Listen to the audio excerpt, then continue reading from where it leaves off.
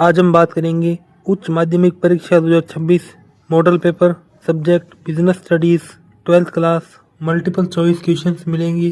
तो पहला एमसीक्यू, प्रबंध की विशेषता नहीं है, अनुपयोगी होना, डी ऑप्शन सही होगा। दूसरा प्रश्न, लाभांश किन कारकों से प्रभावित होता है, उपयुक्त सभी, डी ऑप्शन सही होगा। तीसरा प्रश्न, भारत में उपभोक्ता संरक्षण अधिनियम 1986 का नवीनतम संशोधित स्वरूप किस वर्ष लागू हुआ, 2019, बी ऑप्शन सही होगा। चौथा प्रश्न, प्रबंध को विज्ञान के रूप में माना जाता है क्योंकि ये परीक्षण पर आधारित है, स ऑप्शन सही होगा। पांचवा प्रश्न, संसाधनों के अनुकूलतम उपयोग से क्या नहीं होता है, काम की लिपापोती से बचाव, बी ऑप्शन सही होगा। छठा प्रश्न, प्रशिक्षण तथा विकास से लाभान्वित होते हैं, उपयुक्त सभी, डी ऑप्शन सही होगा। सातवां प्रश्न, विपणन के संबंध में एक वस्तु के ब्रांड नेम में कौन सा गुण नहीं होना चाहिए, विस्तृत, बी ऑप्शन सही होगा।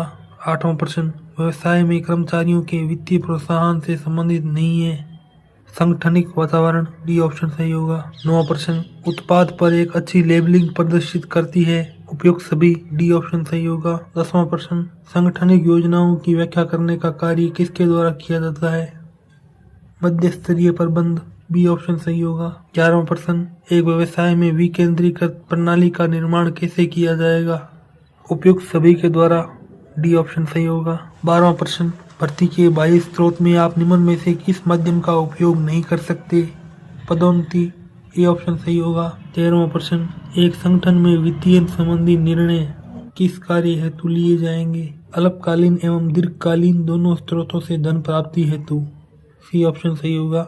14वां प्रश्न, एक स्थायी संपत्ति को किस माध्यम से वित्त पोषित किया जाएगा, दीर्घकालीन दायित्व, ए ऑप्शन सही होगा। 15वां प्रश्न, नवीन व्यावसायिक संस्थान में प्रभावी संप्रेषण की रूपरेखा बनाने हेतु आप किस बात का ध्यान नहीं रखेंगे, अधूरे संदेश का आदान प्रदान, डी ऑप्शन सही होगा। 16वां प्रश्न, आप एक संगठन में विपणन प्रबंधक हैं, प्रभावी विपणन हेतु किस स्तंभ का उपयोग आप नहीं करेंगे, विपणन लागतों में अनावश्यक वृद्धि का प्रयास, सी ऑप्शन सही होगा।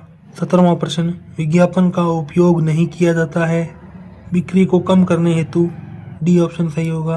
18वां प्रश्न, यदि किसी उपभोक्ता के साथ किसी वस्तु की खरीद में 50 लाख रुपए की हेरफेर या शोषण हुआ है तो वो किस आयोग के पास अपनी शिकायत रखेगा, राष्ट्रीय आयोग, स ऑप्शन सही होगा। तो दूसरा प्रश्न, रिक्त स्थानों की पूर्ति कीजिए का है, पहले में स्थानांतरण होगा, दूसरे में गैर वित्तीय, तीसरे में एफपीओ मार्क, चौथे में वैज्ञानिक प्रबंध, पांचवें में आधुनिक तकनीक, छठे में पूर्वदत्त व्यय।